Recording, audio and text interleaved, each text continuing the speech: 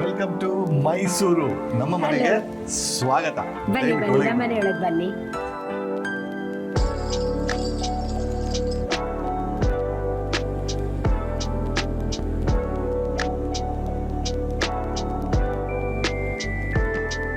ನಾವು ನಮ್ಮ ಮನೆ ಬಗ್ಗೆ ಒಂದೆರಡು ಮೂರು ತುಣುಕುಗಳು ಹೇಳ್ತೀವಿ.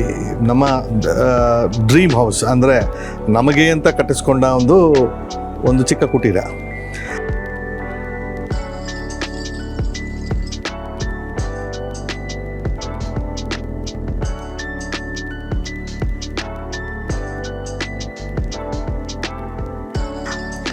ಇದು ಸ್ಟಾರ್ಟ್ ಆದದ್ದು ನನ್ನ ಶ್ರೀಮತಿಯಿಂದ. ನಾವು ಬಾಡಿಗೆ ಮನೇಲಿದ್ವಿ ಮುಂಚೆ. ಆವಾಗ ನನ್ನ ಹೆಂಡತಿ ನಮ್ಮದು ಬಾಡಿಗೆ ಮನೆಯಲ್ಲಿ ಸಾಮಾನು ಕಟ್ಟೋದು ಚೇಂಜ್ ಮಾಡೋದು ಸಾಕಾಗೋಗಿತ್ತು ನನಗೆ. ಸೊ ಮನೆ ಬೇಕು ಅಂತ ಹೇಳೋದು.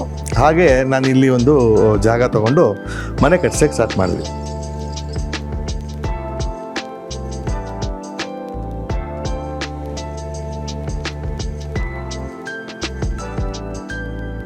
ಮನೆ ಕಟ್ಟಬೇಕಾದ್ರೆ ಆಸೆಗಳು ತುಂಬ ಇರುತ್ತೆ. ಹಾಗಿರಬೇಕು ಹೀಗಿರಬೇಕು ಎಲ್ಲ ಇತ್ತು. ಬಟ್ ನನ್ನ ಒಂದೇ ಒಂದು ಕನ್ಸ್ಟ್ರೈಂಟ್ ಏನಿತ್ತು ಅಂತ ಹೇಳಿದ್ರೆ, ಇದು ಮಾಡರ್ನಾಗೂ ಇರಬೇಕು ಮತ್ತು ಎಥನಿಕ್ ಆಗೂ ಇರಬೇಕು, ಒಂದು ಕ್ಲಾಸಿಕ್ ಲುಕ್ಕು ಇರಬೇಕು, ಎರಡೂ ಇರಬೇಕು ಅನ್ನೋ ಒಂದು ಉದ್ದೇಶ ಇತ್ತು.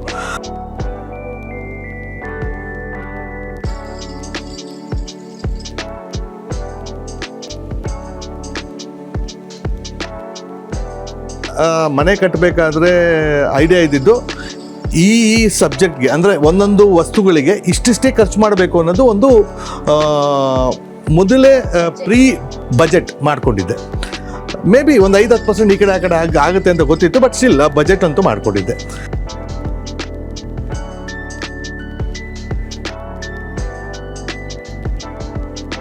ನಮ್ಮ ಉದ್ದೇಶ ಇದ್ದಿದ್ದೇನು ಅಂದರೆ ಗಾಳಿ, ಬೆಳಕು ಮತ್ತು ಬಣ್ಣದ ಕಾಂಬಿನೇಷನ್. ಅಂದರೆ ಮನೆ ಒಳಗಡೆ ಇದು ಮಿನಿಮಲ್ ಆಗಿ ಇಟ್ಕೋಬೇಕು. ಯಾಕಂತ ಹೇಳಿದ್ರೆ ಬಹಳ ಬಣ್ಣಗಳು ಕೊಡಬಾರ್ದು, ಸಿಂಪಲ್ ಬಣ್ಣಗಳು ಕೊಡಬೇಕು. ಮತ್ತು ಗಾಳಿ ಬೆಳಕು ಮನೆಯಲ್ಲಿ ಚೆನ್ನಾಗಿರಬೇಕು, ಅದರಲ್ಲಿ ಯಾವುದೇ ಕೊರತೆ ಬರಬಾರ್ದು. ಇದು ನಮ್ಮ ಮುಖ್ಯ ಉದ್ದೇಶ ಆಗಿತ್ತು. ಡೌನ್ ಟು ಅರ್ತ್ ಇರಬೇಕು ಮನೆ. ಅಂದರೆ ವೆನ್ ಯು ಕಮ್ ಇನ್ಸೈಡ್, ಮನೆ ಒಳಗೆ ಬಂದ ತಕ್ಷಣ ವುಡ್ ಸ್ವಲ್ಪ ಇನ್ಕಾರ್ಪೊರೇಟ್ ಮಾಡಿಕೊಂಡ್ರೆ ಸ್ವಲ್ಪ ಒಂಥರ ಅರ್ಥಿ ಫೀಲಿಂಗ್ ಇರುತ್ತೆ ಅನ್ನೋದು ಒಂದಿತ್ತು. ಸೊ ಅದು ಕೆಲವೊಂದು ಇದು ಐರ್ಲ್ಯಾಂಡು ಆ ಕಡೆ ಎಲ್ಲ ಮನೆಗಳು ನೋಡುವಾಗ, ಸ್ಕಾಟ್ಲ್ಯಾಂಡು ಅಲ್ಲೆಲ್ಲ ನೋಡುವಾಗ ಎಲ್ಲ ವುಡ್ ಇನ್ಕಾರ್ಪೊರೇಟ್ ಮಾಡ್ಕೊಂಡಿದ್ರು. ಸರಿ, ನಾವು ಯಾಕೆ ವುಡ್ ಇನ್ಕಾರ್ಪೊರೇಟ್ ಮಾಡಬಾರ್ದು ಅಂತ ಹೇಳಿದವಾಗ, ಇವಳು ಆ ಥರ ಹೇಳಿದವಾಗ ಆ ಥರ ಎಲ್ಲ ವುಡ್ ಇನ್ಕಾರ್ಪೊರೇಟ್ ಮಾಡ್ಬೋದಲ್ಲ ಅಂದವಾಗ ನನಗನ್ಸಿದ್ದೇನು ಅಂದರೆ, ವುಡ್ ಅಂದ ತಕ್ಷಣ ಎಕ್ಸ್ಪೆನ್ಸಿವ್, ಮರ ಅಂದ ತಕ್ಷಣ ಎಕ್ಸ್ಪೆನ್ಸಿವ್. ಸೊ ಮರದ ಥರ ಇರಬೇಕು, ಮರ ಆಗಿರಬಾರ್ದು ಅನ್ನೋ ಉದ್ದೇಶ ಇತ್ತು. ಮನೆಯಲ್ಲಿ ಕಿಟಕಿಗಳು, ಬಾಗಿಲು ಎಲ್ಲದನ್ನು ನಾನೇನು ಮಾಡಿದೆ ಅಂದರೆ ಹೊನ್ನೆ ಮರ ಯೂಸ್ ಮಾಡಿದೆ. ಕಾರಣ ಇಷ್ಟೇ, ಹೊನ್ನೆ ಆ ಟೈಮಲ್ಲಿ ಚೀಪಾಗಿತ್ತು. ಪ್ಲಸ್ ಅದಕ್ಕೆ ಯಾವುದೇ ಬಣ್ಣ ಬೇಕಾದ್ರೂ ಕೊಡ್ಬೋದಾಗಿತ್ತು. ಮತ್ತು ಗಟ್ಟಿ ಮರ ಹೊನ್ನೆ, ಅದು ಸೀಸನ್ ಆಗಿರೋ ಮರ. ನನ್ನ ಸ್ನೇಹಿತ ಇದ್ದ, ಅವನು ಸೀಸನ್ ಆಗಿರೋ ಮರ ಕೊಟ್ಟಿರೋದ್ರಿಂದ ಅದು ಶಿಂಕ್ ಆಗೋದು ಇದು ಆಗೋದು ಪ್ರಾಬ್ಲಮ್ ಇರ್ತಾ ಇರಲಿಲ್ಲ. ಬಟ್ ತುಂಬ ಗಟ್ಟಿ ಮರ ಅದು. ನನಗೆ ಗೊತ್ತಿರೋ ಪ್ರಕಾರ ಹೊನ್ನೆ ಮರ ಒಂದು ಸರ್ತಿ ನೀವು ಅಳವಡಿಕೆ ಮಾಡಿಕೊಂಡ್ರೆ it will stay for at least ಒಂದು 15-20 ವರ್ಷ ಅಂತೂ ಈಸಿ ಇರುತ್ತೆ, ಏನೂ ಆಗಲ್ಲ. ಇನ್ನೊಂದು ಅಡ್ವಾಂಟೇಜ್ ಏನು ಅಂದರೆ, ಹೊನ್ನೆ ಮರ ಹುಳು ಹಿಡಿಯಲ್ಲ, ಹೊನ್ನೆಗೆ ಹುಳು ಹೊಡೆಯಲ್ಲ. ಸೊ ಇದೊಂದು ಅಡ್ವಾಂಟೇಜು. ಸೊ ಇಷ್ಟಿದ್ದವಾಗ ಇದು ಒಂದು ಐಡಿಯಾ ಬಂತು. ಸೆಕೆಂಡ್ ಥಿಂಗ್, ಇದು ಮನೆ ಒಳಗಡೆ ವುಡ್ ಫಿನಿಶಿಂಗ್ ಕೊಡಬೇಕೆ ಹೊರತು ವುಡ್ ಹಾಕೋಕ್ಕಾಗಲ್ಲ. ವುಡ್ ಫಿನಿಶಿಂಗ್ ಕೊಡಬೇಕು ಅಂತ ಹೇಳ್ಬಿಟ್ಟು wood based on wood colour ಎಲ್ಲದನ್ನು ರೆಡಿ ಮಾಡ್ಕೊಂಡ್ವಿ.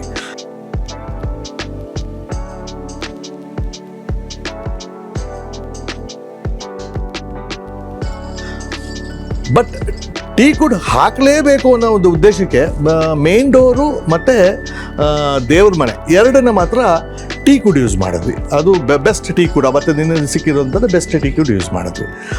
ಮತ್ತು ಕೆಲವರು ಹೇಳ್ತಾ ಇದ್ರು ಗ್ರಾನೈಟ್ ಹಾಕಿ, ಮಾರ್ಬಲ್ ಹಾಕಿ ಅಂತ ತುಂಬ ಹೇಳೋದು. ಮಾರ್ಬಲ್ ಹಾಕ್ಕೊಳ್ಳಿ, ಇದೆಲ್ಲ ನನಗೆ ತುಂಬ ಬಂತು. ಚಿಕ್ಕ ಚಿಕ್ಕ ವಿಷಯಗಳೇ ಏನಾಗುತ್ತೆ ಅಂದರೆ ಬಜೆಟ್ನ ಏರಿಸ್ಬಿಡುತ್ತೆ.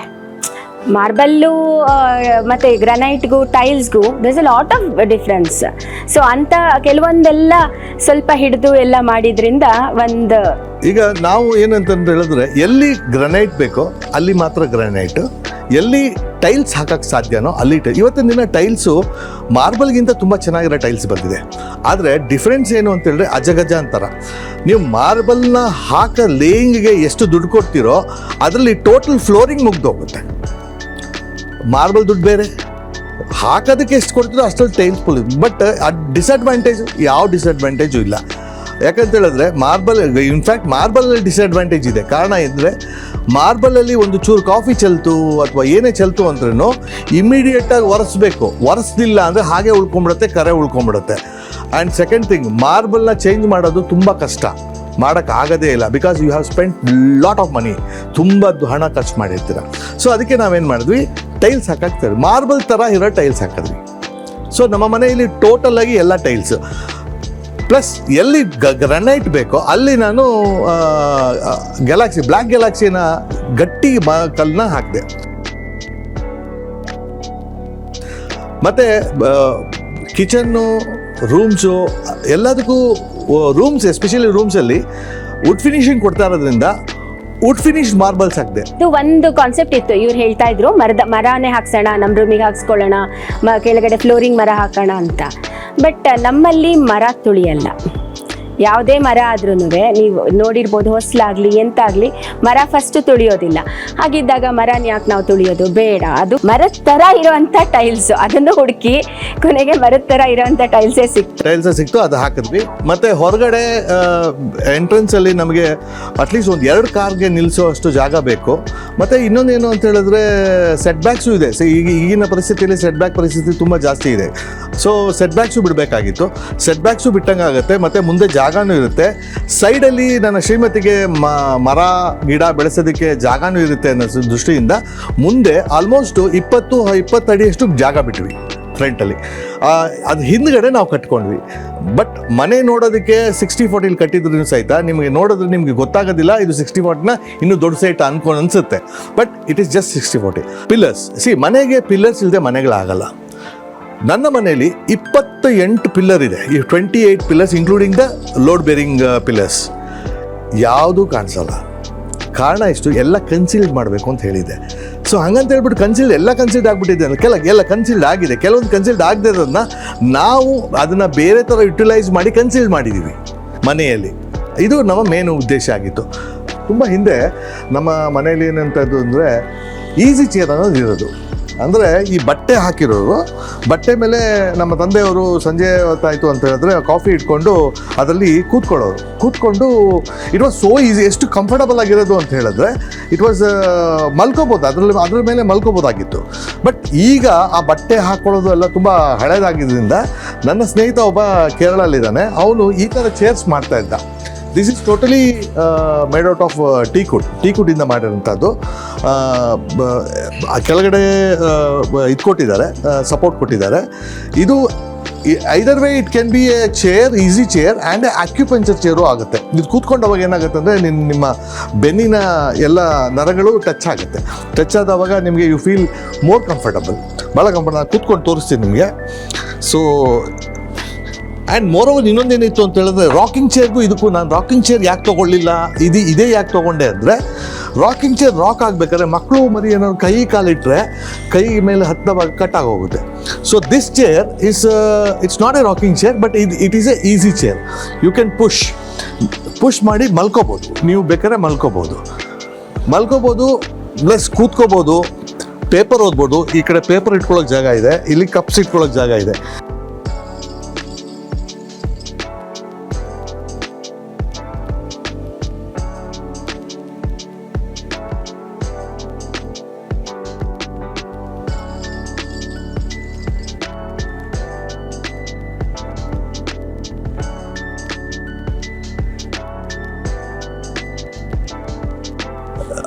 ಹಾಲು ವಿಶಾಲವಾಗಿರಬೇಕು. ಅಡುಗೆ ಮನೆ ಅಫ್ಕೋರ್ಸ್ ನನ್ನ ಶ್ರೀಮತಿಗೋಸ್ಕರ ಅದು ವಿಶಾಲವಾಗಿ ಕಟ್ಟಿಸಿದೆ ಅವಳ ರೆಕಮೆಂಡೇಶನ್ಗೋಸ್ಕರ. ಅವಳಿಲ್ಲ ಅಂತಿದ್ರೆ ಕಷ್ಟ ಆಗಿರೋದು. ನನಗೆ kitchen I was very particular. ನಂಗೆ 16 ಅಡಿ ಕಿಚನ್ ಬೇಕೇ ಬೇಕು, ಒಂದು ರೂಮ್ ಅಷ್ಟು ದೊಡ್ಡದಿದ್ರೂ ಪರವಾಗಿಲ್ಲ ಬೇಕು ನನಗೆ ಅಂತ. ಇವರು 16 ಅಡಿ ಕಿಚನ್ ಯಾರಾದ್ರೂ ಇಟ್ಕೋತಾರೇನೆ, ಇಲ್ಲ ನನಗೆ ಬೇಕು ಅಷ್ಟೇ ನನಗೆ. ಆ್ಯಂಡ್ ಬಾತ್ರೂಮ್ಸು ಆಗಲಿ ನಾವೆಲ್ಲ ದೊಡ್ಡದಿರಬೇಕು. Bathrooms it is again a room. So ಕೆಲವರು ಬಾತ್ರೂಮ್ಸ್ ಅಂದರೆ ತುಂಬ ಚಿಕ್ಕದಾಗಿ ಕಟ್ತಾರೆ, ಅದು ನನ್ನ ಕಾನ್ಸೆಪ್ಟ್ ಇರಲಿಲ್ಲ. ಬಾತ್ರೂಮ್ ದೊಡ್ಡದಾಗಿರಬೇಕು, ಮತ್ತು ವಯಸ್ಸಾದವ್ರಿಗೆ ಕೆಳಗಡೆ ಒಂದು ರೂಮ್ ಇರಬೇಕು. ಅವ್ರು ಬಂದು ಇಲ್ಲಿ ಉಳ್ಕೊಳ್ಳೋಕ್ಕೆ ಅವ್ರಿಗೆ ಆದಂಥ ವಾರ್ಡ್ರೂಮು, ಅವ್ರಿಗೆ ಆದಂಥ ಬಾತ್ರೂಮು, ಅವ್ರಿಗೆ ಅದು ಸಪ್ರೇಟ್ ಎಲ್ಲ ಇರಬೇಕು ಅನ್ನೋದು ಒಂದು. ಸೊ ಅದಕ್ಕೆ ಒಂದು ರೂಮ್ ಕೆಳಗಡೆ ಕಟ್ಟಿಸಿದೆ.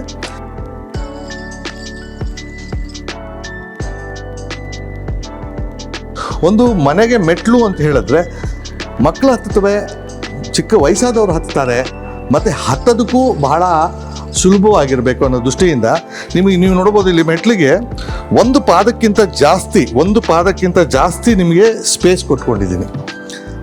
ಮತ್ತು ಇದಕ್ಕೆ ಹಾಕಿರೋದು ಗ್ರನೈಟು, ಬ್ಲ್ಯಾಕ್ ಗ್ಯಾಲಕ್ಸಿ ಅಂತ ಹೇಳ್ಬಿಟ್ಟು ಗ್ರಾನೈಟ್ ಹಾಕಿದ್ದೀನಿ. Because the black galaxy granite is the strongest one. So ತುಂಬ ಥರ ಗ್ರಾನೈಟ್ಸ್ ಬರುತ್ತೆ, ತುಂಬ ಥರ ಗ್ರಾನೈಟ್ಸು, ತುಂಬ ಥರ ಫ್ಯಾಷನಬಲ್ ಸ್ಟೋನ್ಸ್ ಎಲ್ಲ ಬರುತ್ತೆ.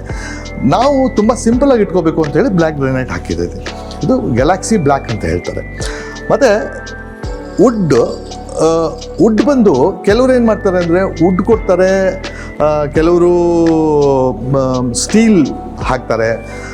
ಇದೆಲ್ಲ ಏನಾಗುತ್ತೆ ಅಂತ ಹೇಳಿದ್ರೆ ಸ್ಟೀಲ್ ಹಾಕಿದವಾಗ, ಕ್ರೋಮಿಯಂ ಪ್ಲೇಟಿಂಗ್ ಮಾಡಿರೋಂಥ ಹಾಕಿದವಾಗ ಏನಾಗುತ್ತೆ ಅಂದರೆ one fine day after may be 5-6 years ಆದಮೇಲೆ ಎಡ್ಜಸ್ಸಲ್ಲಿ ಕೆಳಗಡೆ ರಾಸ್ಟಿಂಗ್ ಸ್ಟಾರ್ಟ್ ಆಗುತ್ತೆ, ರಸ್ಟಿಂಗ್ ಬರುತ್ತೆ.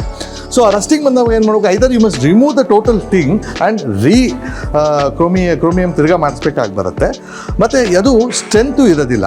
ನೀವು ನೋಡಿ ಕ್ರೋಮಿಯಂ ಪ್ಲೇಟ್ಸ್ ಒಂದಿಷ್ಟು ವರ್ಷ ಆದಮೇಲಿಂದ ಅಲ್ಲಿ ಕೆಳಗಡೆಯಿಂದ ಸ್ಕ್ರೂ ಕೊಟ್ಟಿರೋದ್ರಿಂದ ಅಳ್ಳಾಡೋಕ್ಕೆ ಸ್ಟಾರ್ಟ್ ಆಗುತ್ತೆ. ನಾವೇನು ಮಾಡಿದ್ವಿ ಅಂತ ಹೇಳಿದ್ರೆ ಅದಕ್ಕೋಸ್ಕರ ನಾನು ಏನು ಮಾಡಿದೆ ಅಂತ ಹೇಳಿದ್ರೆ ವುಡ್ ಕೊಟ್ಟೆ. ವುಡ್ಡಲ್ಲೂ ಅದು ಕೆಲವು ಟೀ ಕೊಡಬೇಕಾಗಿತ್ತು ಅಥವಾ ಇನ್ನೊಂದು ಕೊಡಬೇಕಾಗಿಲ್ಲ. ನಾನು ಕೊಟ್ಟಿದ್ದು ಇದು ಟೋಟಲ್ ಹೊನ್ನೆ ಮರ, ಗಟ್ಟಿ ಮರ, ಏನೂ ಆಗಲ್ಲ. ಮತ್ತು ವಯಸ್ಸಾದವರು ಮಕ್ಕಳು ಹತ್ತಬೇಕಾದ್ರೆ ಭದ್ರವಾಗಿರುತ್ತೆ, ಹಿಡ್ಕೊಳ್ಳೋಕ್ಕೆ ಭದ್ರವಾಗಿರುತ್ತೆ. ಮತ್ತು ನೀವು ಯಾವುದೇ ಥರ ಪೇಂಟು ಅಥವಾ ಸ್ಪ್ರೇ ಪೇಂಟ್ ಆಗಲಿ, ಪಾಲಿಷಿಂಗ್ ಆಗಲಿ, ಯಾವುದೇ ಕಲರ್ ಬೇಕಾದ್ರೂ ಕೊಡ್ಬೋದು. ಮಗ ಅಗೇನ್ ನೀವು ಮೆಟಲ್ ಹೈಟ್ ನೋಡಿದವಾಗ ಈ ಹೈಟು ನಮ್ಮ ಮುಷ್ಟಿ ಹಿಡಿದ್ರೆ ಮುಷ್ಟಿಗಿಂತ ಒಂದು ಚೂರು ಜಾಸ್ತಿ, ಒಂದು ಅಷ್ಟೇ ಇದ್ದರೆ ಒಳ್ಳೆಯದು, ಇಲ್ಲ ಒಂದು ಚೂರು ಜಾಸ್ತಿ ಇರ್ಬೋದು. ಯಾಕಂದರೆ ನಾವು ಹತ್ತಬೇಕಾದ್ರೆ ಮಂಡಿ ತುಂಬ ಬಗ್ದವಾಗ ಏನಾಗುತ್ತೆ ಅಂತ ಹೇಳಿದ್ರೆ ವಯಸ್ಸಾದವ್ರಿಗೆ ಪೇಯ್ನ್ ಬರುತ್ತೆ, ಮಂಡಿ ನೋವಿರುತ್ತೆ, ಹತ್ತೋದು ಕಷ್ಟ ಆಗುತ್ತೆ. ಸೊ ಮತ್ತು ಇನ್ನೊಂದೇನು ಲ್ಯಾಂಡಿಂಗ್ ಕೊಟ್ಟೆ ನಾನು ಇಲ್ಲಿಂದ ಹೀಗೆ ಕೊಟ್ಟು ಮೇಲೆ ತೊಗೋಬೋದಾಗಿತ್ತು, ಕೊಡಲಿಲ್ಲ. ಯಾಕೆ ಅಂತ ಹೇಳಿದ್ರೆ ಕಂಫರ್ಟಬಲಾಗಿ ಹತ್ತಲಿ. ಮನೆ ಅನ್ನೋದು ಒಂದು ಸತಿ ಕಟ್ತೀವಿ, ನಮ್ಮ ಕಂಫರ್ಟ್ಗೆ ನಾವು ಮನೆ ಕಟ್ಟೋದು. So this is how I plan my house to do. ಖರ್ಚು ಭಾಳ ಕಮ್ಮಿ ಆಗುತ್ತೆ. It is not expensive also. Black galaxy granite ಬಂದು ಭಾಳ ಕಮ್ಮಿ ರೇಟಿದ್ದು. ಮತ್ತು ಇದು ನಿಮಗೆ ಇದೊಂದು ಅದೇ ಹೇಳೋದಲ್ಲ, ಆಸ್ತಿಗೆ ನೀವು ಒಂದು ಸ್ವಲ್ಪ ಡಿಸೈನರ್ ಮಾಡಬೇಕು ಅಂತ ಹೇಳ್ಬಿಟ್ಟು ದಿಸ್ ಈಸ್ ಬೇಸಿಕಲಿ ನಮ್ಮ ಗುರು ಪಾಟೀಲ್ ಅವ್ರು ಮಾಡಿದ್ದು. ಅಂದರೆ ಅವರು ಕ್ಲಾಡಿಂಗ್ ಎಲ್ಲ ಮಾಡ್ತಾರೆ. This is basically fibre. ಇದು ನಾನು ಮಾಡಿಸ್ದೆ ಯಾಕಂದರೆ ಇಷ್ಟು ಜಾಗ ವೇಸ್ಟ್ ಆಗಿತ್ತು. ಸೊ ಏನು ಮಾಡಬೇಕು ಅಂದವಾಗ ಒಂದು ಕೆಲಸ ಮಾಡೋಣ, ಒಂದು ಎಲೆ ಥರ ಕೊಡೋಣ. ಯಾಕಂದರೆ ಅಲ್ಲಿ ಮುಂದೆ ನಮ್ಮ ಮನೆ ಮುಂದುಗಡೆ ಹಾಲಲ್ಲಿ ಮರ ಕೊಟ್ಟಿದ್ದೀವಿ, ಇಲ್ಲಿ ಎಲೆ ರಂಬೆ ಕೊಟ್ಟು ರಂಬೆ ಹಿಂದೆ ಲೈಟ್ಸ್ ಕೊಟ್ಟಿದ್ದೀವಿ. ಸೊ ದ್ಯಾಟ್ ಬಂದವರು ಒಂದು ಗ್ರೀನ್ ಲೈಟ್ ಯಾಕೆ ಕೊಟ್ಟಿದ್ದೀವಿ ಅಂದರೆ ಒಂದು ಇಂಪಾದ ಅಂದರೆ ಒಂದು ನೈಸ್ ಫೀಲಿಂಗ್ ಬರಲಿ ಅನ್ನೋದಕ್ಕೋಸ್ಕರ ಗ್ರೀನ್ ಕಲರ್ ಕೊಟ್ಟಿದ್ವಿ. ದೆನ್ ಇಲ್ಲಿ ಮೇಲೆ ಬರಬೇಕಾದ್ರೆ ಇದು ಎಲ್ಲರಿಗೂ ಗೊತ್ತಿದೆ, ಇದು ನಮ್ಮ ಸಂಸ್ಕೃತಿ, ರವಿವರ್ಮನ ಪೇಂಟಿಂಗ್ ಎತ್ಕೊಂಡಿರೋದು. ಇದು ನಮ್ಮ ರವಿವರ್ಮ ಪೇಂಟಿಂಗ್, ಮೈಸೂರದ್ದು, ನಮ್ಮ ಸಂಸ್ಕೃತಿ. ಹಾಗಾಗಿ ಇದನ್ನು ದೊಡ್ಡ ಕಟ್ ಮಾಡಿ, ಅದು ಒರಿಜಿನಲ್ ಅಲ್ಲ, ಇದು ಪೇಂಟಿಂಗ್ ಅಂದರೆ ಒರಿಜಿನಲ್ ಪೇಂಟಿಂಗ್ ಅಲ್ಲ, ನಾನು ಪೇಪರ್ ತೊಗೊಂಡು ಅದು ಕಟ್ ಹಾಕಿದ್ದೀನಿ. ಸೊ ದ್ಯಾಟ್ ಮನೆಗೆ ಮಕ್ಕಳು ಬರಲಿ, ಅದು ಯಾವಾಗಲೂ ಮಕ್ಕಳಮಯವಾಗಿರಲಿ ಅನ್ನೋ ಉದ್ದೇಶ. ಮನೆ ಅಂದರೆ ಮಕ್ಕಳು, ಸಂಬಂಧಿಗಳು, ಜನಗಳು ಎಲ್ಲ ಜೊತೆಲಿರೋದೇ ಮನೆ. ಸೊ ಹಾಗಾಗಿ ಇದನ್ನು ಹಾಕಿದ್ದಾರೆ. ಇದು ಬೇಸಿಕಲಿ ಇದು ನನ್ನ ಶ್ರೀಮತಿಯ ಐಡಿಯಾ.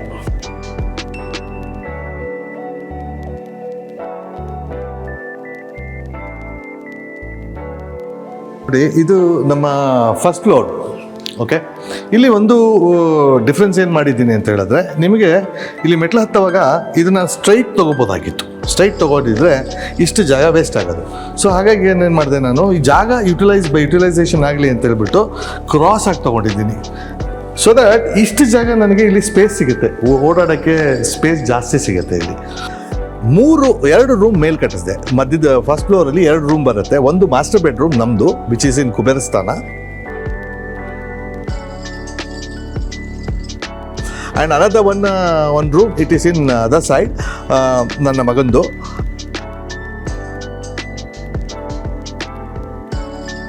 ಇಲ್ಲಿ ಒಂದು ಚಿಕ್ಕ ಬಾರ್ ಕೌಂಟರ್ ಇದೆ. ಬಟ್ ಗ್ಲಾಸ್ ಕಲೆಕ್ಷನ್ ನನಗೆ ಸ್ವಲ್ಪ ಫೇವ್ರೇಟ್. ನನ್ನ ಶ್ರೀಮಂಗೆ ಗ್ಲಾಸ್ ಕಲೆಕ್ಷನ್ ಇಷ್ಟ. ಗ್ಲಾಸ್ ಕಲೆಕ್ಷನ್ ಪಕ್ಕದಲ್ಲಿ ಒಂದು ಬಾಟ್ಲ್ ಕಲೆಕ್ಷನ್ ಚಿಕ್ಕದಾಗಿ ಒಂದಿದೆ. ಆ್ಯಂಡ್ ಇದು ಬಂದು ಟೊಮೆಟಿನೋ ಸ್ಕಾಟ್ಲ್ಯಾಂಡಿಂದ ತಂದಿದ್ದು. ಇದು ಬಂದು ಬ್ರಿವರಿಗೆ ಹೋದವಾಗ ಅಲ್ಲಿ ಬ್ರಿವರಿಯಲ್ಲಿ ಇದೇ ಥರ ಕ್ಯಾಸ್ಕೆಟಲ್ಲೇ ಮಾಡೋದು ಅಂತ ಹೇಳಿ ಒಂದು ಚಿಕ್ಕ ಕ್ಯಾಸ್ಕೆಟ್, ದೊಡ್ಡ ಕ್ಯಾಸ್ಕೆಟ್ ಮಾತ್ರ ನಾವು ಒಂದು ಚಿಕ್ಕ ಕ್ಯಾಸ್ಕೆಟ್ ತಂದಿಟ್ಟಿದ್ದೀವಿ. ಸೊ ದಟ್ ಸಿಂಬಾಲಿಕ್ ಆಗಿ ಇದು ಬಾರ್ ಅಂತ, kind of bar.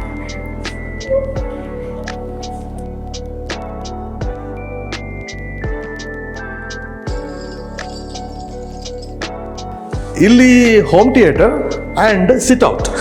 Home theatre ಪಕ್ಕದಲ್ಲೇ ಸಿಟ್ಔಟ್ ಇದೆ. ಸೊ ದಟ್ ಯು ಇಮಿಡಿಯೇಟ್ ಆಗಿ ನೀವು ಹೋಮ್ ಥಿಯೇಟ್ರಿಂದ ಹೋಗಬೇಕು ಅಂತಂದರೆ you have A sit-out.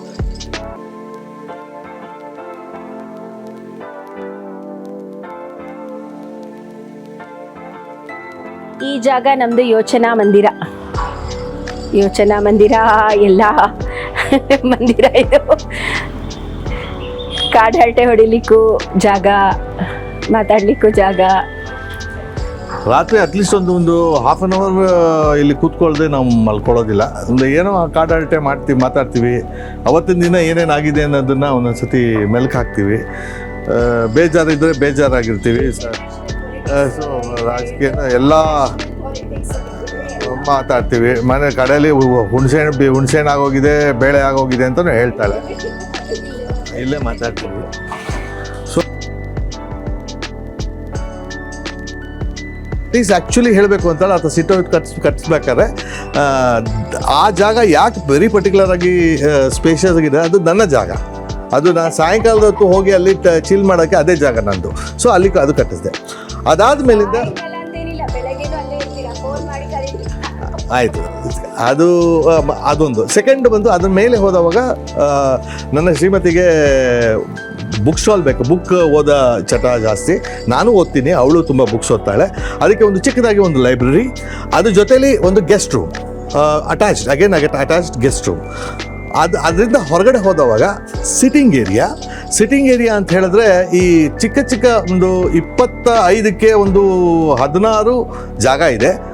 Roofing ಮಾಡಿಸಿದ್ದೀನಿ. ಅಲ್ಲಿ ನಾವು ಕಾರ್ಡ್ಸ್ ಆಡೋದಕ್ಕೆ, ಒಂದು ಪಾರ್ಟಿ, ಗೆಟ್ ಟುಗೆದರ್ ಪಾರ್ಟಿ, ಕ್ಯಾರೋವಾಕಿ ಏನು ಬೇಕಾದ್ರೂ ಮಾಡ್ಬೋದು. ಅದಕ್ಕೆ ಅದು ಜಾಗ. ಬಟ್ ನನ್ನ ಸಿನ್ಸಿಯರ್ ಸಜೆಷನ್ ಏನು ಅಂತ ಹೇಳಿದ್ರೆ, ಮನೆ ಕಟ್ಟೋರು first thing fix your budget for each and every item. Don't say okay 5 rupees 10 rupees ಈ ಕಡೆ ಆ ಕಡೆ ಜಾಸ್ತಿ ಅಂತ, ಅದನ್ನು ಪರವಾಗಿಲ್ಲ ಅನ್ನೋ ಫೀಲ್ ಮಾಡ್ಕೋಬೇಡಿ.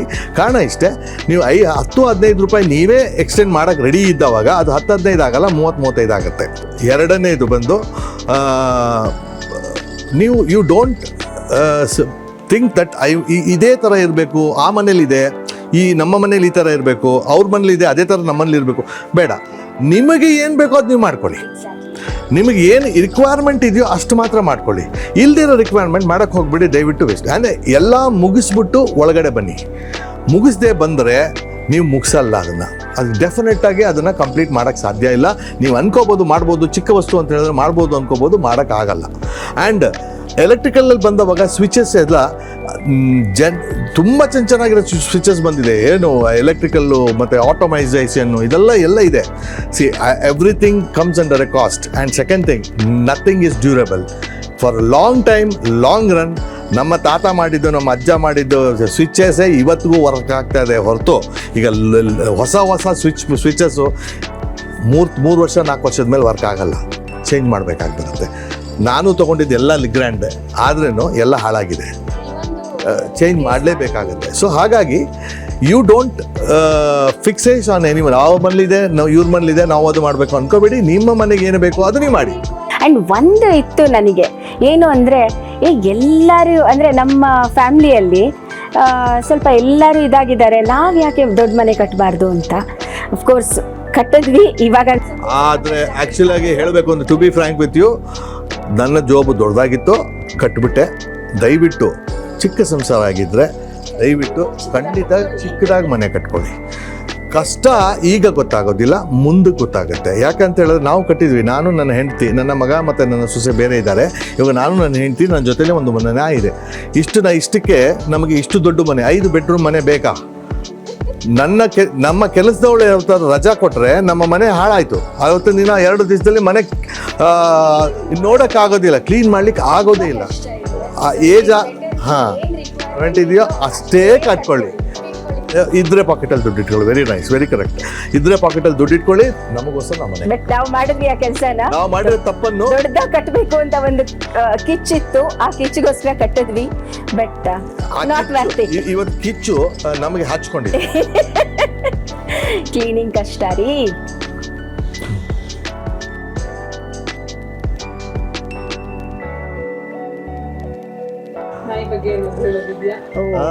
ನಾಯಿ ಬಗ್ಗೆ ಹೇಳೋದಕ್ಕೆ ಏನಿದೆ? ನಮ್ಮ ನಾಯಿಯಲ್ಲಿ ಅದು ನಾಯಿ ಅಂತ ಹೇಳೋದಿಲ್ಲ, ಅದು ನಮ್ಮ ಮನೆ ಒಂದು ಪಾರ್ಟ್ ಆಫ್ ಫ್ಯಾಮಿಲಿ.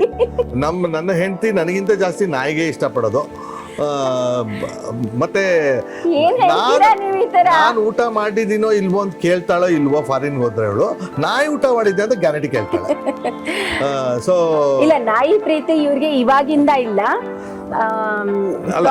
ಅಫ್ಕೋರ್ಸ್ ಅವನ್ನ ಡೆಲಿವರಿ ಮಾಡಿದ್ದು ನಾನೇ. ನಮ್ಮ ಮನೆಯಲ್ಲೇ ಅವರ ತಂದೆ ತಾಯಿ ಇದ್ದಿದ್ದು, ಅವ್ರನ್ನ ಡೆಲಿವರಿ ಮಾಡಿದ್ದು ನಾನೇ. ಅವನ ಅಣ್ಣ ತಮ್ಮಂದ್ರು ಎಲ್ಲರೂ ಒಂದು 5 ಪೀಳಿಗೆ ಡೆಲಿವರಿ ಮಾಡಿದ್ದೀನಿ. ನಮ್ಮ ಮನೇಲೆ ಇದು ಬೀಗೆ ವೆಟ್ನರಿ, ನನಗೂ ನಮ್ಮ ಮನೇಲೆ ಇದ್ದಿದ್ದರಿಂದ ನಾನೇ ಎಲ್ಲ ಮಾಡಿದೆ.